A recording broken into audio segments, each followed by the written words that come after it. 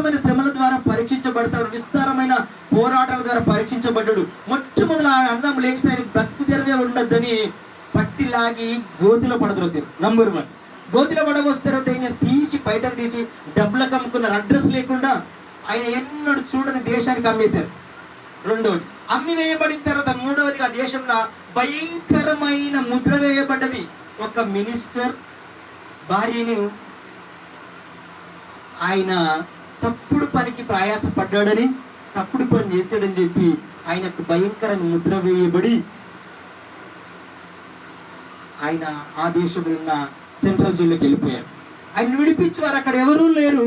ఆయన ఆ పోరాటాల మధ్యలో దేవుడానికి తోడుగుండి ఆయన ప్రధానమంత్రిగాను ఉన్నత స్థానంలోకి తీసుకుని వచ్చాడు. ఎలా జరిగింది ఇదంతా? ఎలా జరిగింది? దేవునికి ప్రణాళిక ఉంది. యోసేపుకు వాగ్దానం చేయబడింది. కళ ద్వారా వాగ్దానం చేయబడిందా? కానీ వాగ్దానంలో ఆయన ఏమైతున్నా పోరాటంలో ఓర్చుకుంటా ఉన్నాడు.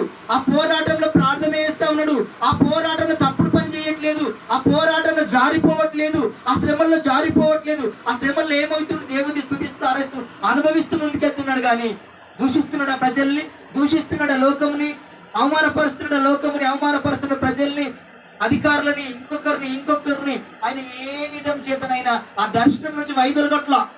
ఏ రోజుకైనా సర్వము ఎవరి చేతులు ఉందని నమ్ముతున్నాడు? సృష్టికర్త అయిన చేతిలో ఉంది కాబట్టి ఆయనని విడిపించగలడని నమ్ముతున్నాడు. కాబట్టి ఆయన ప్రధానమంత్రి అయ్యాడు. మీరు అనొచ్చా? నేను ఒక మాట చెప్తా వినండి. ఒకవేళ గనక ఆయన దేవుని నమ్మకపోతే ఆయన ఎక్కడ లోబడేవాడో తెలుసా? మినిస్టర్ భార్య ఆమెను ఏం చేస్తూ వచ్చింది? 2 సంవత్సరాలు దినదిన మాట్లాడుతూ వచ్చిందట. ఏం చేసింది? పోతీఫర్ భార్య ఏం చేస్తూ వచ్చింది? దినదినము మాట్లాడుతూ వచ్చిందట. 2 సంవత్సరాల వరకు మాట్లాడుతూ వచ్చింది. ఇంచుమించుగా ఏమని మాట్లాడుతూ వచ్చి, నువ్వు నాతో ఉండు, నువ్వు నాతో జతకట్టు, నాతో పాపం చేయి అని మాట్లాడుతూ వచ్చింది ఆమె. ఒకవేళ దేవుడు నన్ను చూస్తున్నాడు, విడిపిస్తాడు అని ఆయన నమ్మకపోతే ఆయన ఆమెతో పాటు పాపం చేసేవాడు. మీకు అర్థమైందా ఈ ప్రశ్నకు జవాబు? దేవుడు నాకు తోడుకుంటే నేను ఎట్లా అమ్మబడ్డా? దేవుడు నాకు తోడుగా ఉంటే నన్ను ఎట్లా జైల్లో పడ్డా? దేవుడు నాకు తోడుకుంటే నేను ఎట్లా బావిలో పడ్డా అని ఆయన అనుమానం పడి ఉంటే ఈమెకి ఏం చేసేవాడు? లోపడేవాడు. దేవుడు నాకు తోడుగా లేకపోయినప్పటికీ నేను బావిలో పడేసారు, బావిలో నుంచి తీసి నన్ను నమ్మేశారు. నాకు దేవుడు తోడుగా లేడు, ఇక నేను ఈమెను కాదంటే నాకు ఏం లేదు, సెంట్రల్ జైలే ఉంది, ఆ జైలు నుంచి విడిపించే కుక్కలేడు, కాబట్టి నేను ఈమెకు లోబడమే కరెక్ట్ అని ఏం చేసేవాడు ఆయన? దేవుని ఆధారపడకపోతే ఆమెకు లోబడేవాడా? కాదా? దేవుని మీద నమ్మకం లేకపోతే ఆమెకు లోబడాల్సిందే కదా. ఆయనకు రెండో దిక్కు ఉన్నారు అక్కడ. అమ్మ నువ్వు మా కుమారుని యోసేపు ఇలా అలా ఎందుకు అంటున్నావు అని అనే దిక్కు యోసేపు పక్క దేశంలో ఎవరైనా ఉన్నారా? ఎవరు లేరు. ఆమెకు లోబడాలి లేదంటే రెండో దేవుని వైపు చూడాలా. 2 ఆప్షన్లు ఉన్నాయి ఆయనకి. ఆ 2 ఆప్షన్ ఆయన ఏ ఆప్షన్ ఎంచుకున్నాడు? దేవుడు చూస్తున్నాడు అని ఆప్షన్ ఎంచుకోండి. దేవుడు చూస్తున్నాడు ఆప్షన్ ఎంచుకుంటే ఆమె ఏం చేస్తుంది? ఇప్పుడు ఊరుకుంటుందా? ఆయనతో పాటు పాపం చేయకపోతే ఏమని చెప్తా తెలుసు కదా. ఆయనకు సెంట్రల్ జైల్లో పడేయడం అవసరమైతే ఇంకేం చేయడం? ఉరి వేయటం, ఇంకా చంపేసే శిక్ష ఉందని కూడా ఎవరికి తెలుసు? యోసేపుకు తెలుసు, తెలియక చేయలేదు. చనిపోయినా పర్వాలేదు కానీ నేను దేవుని చిత్తం నుంచి వైదొలగనని తన ప్రాణమును దేవునికి అర్పిస్తున్నాడా? బైబిల్లో క్లియర్గా ఏమని రాయబడ్డది తెలుసా? ఇస్సాకు ఏం చేశాడు? బలి మీద అర్పించుకున్నాడు కదా. ఇస్సాకును అబ్రహాం ఏం చేశాడు? బలిపీఠం మీద పెట్టి కత్తి ఎత్తి చంపబోయాడు. అప్పుడు ఏమన్నాడు?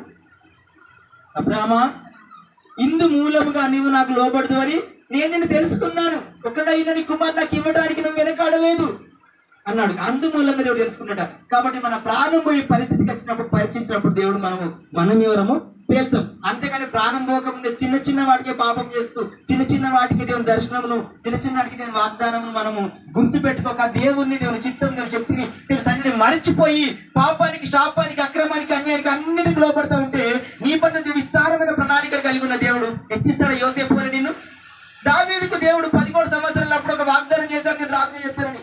సామ్యుయేలు ద్వారా సామ్యుయేలు ఇంటికి పంపి నూనె పోసి అభిషేకించాడు.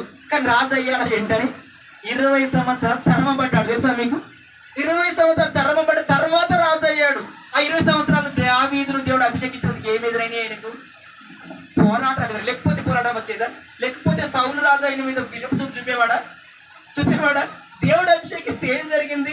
సాతానికి వెంటనే కన్నుబడింది. 20 సంవత్సరాలు తరమబడ్డ 20 సంవత్సరాలలో ఒకవేళ ఈ దేవుని వాగ్దానం ఏందో, దేవుని చిత్తం ఏదో, దేవుని కృప ఏదో నా ప్రాణం మీదకి వచ్చిందని దావీదు తప్పు మీద తప్పు చేసి తప్పులకే పాపానికి శాపానికి లోబడి ఉంటుంటే అయ్యేవాడా రాజు?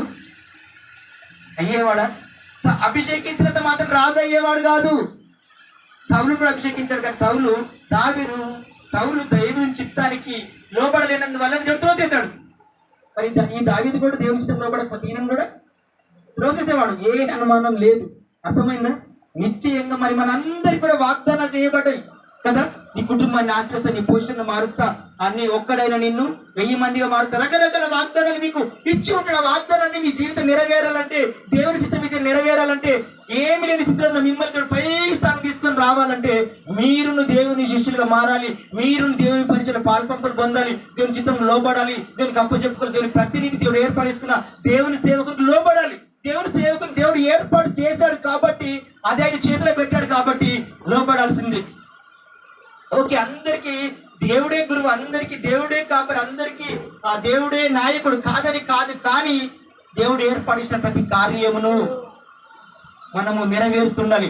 అంతేగాని దేవుని పరిచినటువంటి పాలు పంపులు పొందుకోకుండా అయిపోయిగా మందిరంలో వచ్చి ఆరాధ్య ప్రార్థన వెళ్ళిపోయి మిగతా పని అంతా వాళ్ళే చూసుకుంటున్నారు అనుకుంటే జెర్మియా సార్ ఏం చేయాల్సి వస్తుంది? టాయిలెట్ ఓడగాల్సి వస్తుంది. అవునా రాదా? కాబట్టి ఎన్నాళ్ళ వరకు వారం దేవుడు మాట్లాడే ప్రతి మాటని ఇక్కడ అందించబడతా ఉంది. మీరు పరిచయలో పాలు పంపులు పొందమని మేమైతే బలవంతం చేయమమ్మా. ఎందుకంటే మీ అందరికి తెలుసు, ఏ పాస్ట్ అయినా బలవంతం చేసి ఎవరు లేరు, అట్లాంటి వాళ్ళు బాగుపడలేరు. బలవంతం చేసి పరిచయలో పాలు పంపులు పొందమని చెప్పలేరు. వాగ్దానం వాక్యం దేవుడు మాట్లాడతారు, అంతేగాని బలవంతంగా చేతులు బట్టి చెప్పడం, లోపరచడం అది సరైన పద్ధతి కాదు. కాబట్టి మీకు చెప్పబడ్డ దాన్ని బట్టి దేవుడి మీతో మాట్లాడదాన్ని బట్టి మీరు సహకరించాలి, అంతేగాని మాకు స్పెషల్గా ఏం చెప్పలేదు అనొద్దు. అర్థమైందా? ఒంటరిగా మేము కన్నీళ్ళు కాల్చిన ప్రయాసపడ్డా. నేను ఎందుకు చెప్తున్నానంటే, మీరు దినదిన మీ పరిచయకు పాలు పంపులు పొందుకోకపోతే ఈ పరిచయం ఇలాగే ఉంటుంది. దేవుడు మీకు వాగ్దానం చేశాడు కదా, మీకు మీరు ప్రార్థన చేస్తున్నారు కదా, మిమ్మల్ని నెరవేర్చాలి కదా అనొద్దు. నోవాహు చేసే పని ఎల్లా చేసి నోడ చేసిండ 100 సంవత్సరాలు అందరికి స్వాత చెప్పిండు ఎవరు రక్షించబడాల. కానీ నోవాహుని దేవుడు ఏమన్నాడు? నీతిమంతుడే అన్నాడు. మేము చేసేదలా చేస్తాం, మీరు సహకరించకపోతే దేవుడు చూసుకుంటాడు. అంతగా మీకు నేను ఏమి చెప్పలేను. పరిచర్య అంచెలంచెలు ఎదగాలంటే పరిచర్యలో పాలు పంపులు పొందుకోవాలి, అన్ని విషయాల్లో సహకరించాలి, ప్రథమ ఫలములు దశకులు అన్ని ఇవ్వాలి. నేను ఎందుకు చెప్తున్నానంటే, ఎన్ని సంవత్సరాలైనా ఈ రేకుల్లో కూర్చోడానికి ఆనందిస్తున్నాను, 10 నిమిషాలలో ఇంటి నుంచి విజారుతున్నారు, ఆనందిస్తున్నారు. ఎన్నడన్నా దేవుని మందిరం గురించి ఏమైనా చేద్దామా అని ఒక్కసారి నన్ను పలకరిస్తున్నారా? ఎవరైనా మాట్లాడుతున్నారా? మీరు అడగాలి కదా. ఎందుకంటే పాస్టర్ అయినా మీకే ఆకలి లేవు, మాకేం ఆకలి ఉంటుంది. ప్రతి దానికి ముందు మీకు లేని మాకే ఉంటుంది. మీకు అవసరం లేదా ఎవరికి?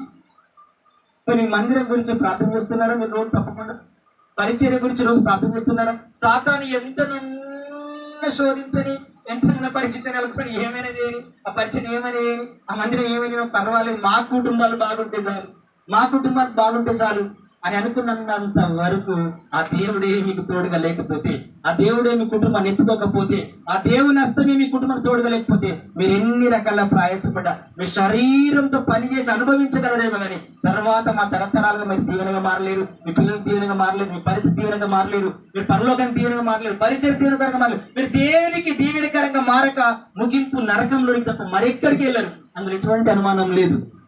అర్థమైందా? అవకాశం ఉన్నప్పుడు, ముసలైపోయినప్పుడు మీరు ఏం చేయలేరు. దినదిన పరిచర్య గురించి ప్రార్థన చేయండి,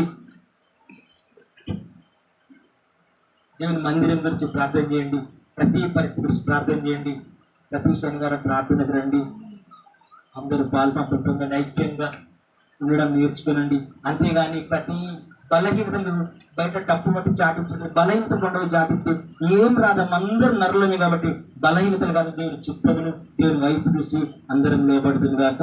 మరి బల్లారాధన